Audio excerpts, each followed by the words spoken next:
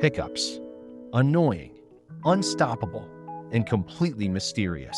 But why does your body do this to you? We've all been there.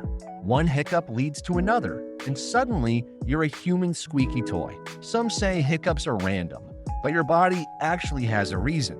Here's the truth. Hiccups happen when your diaphragm spasms.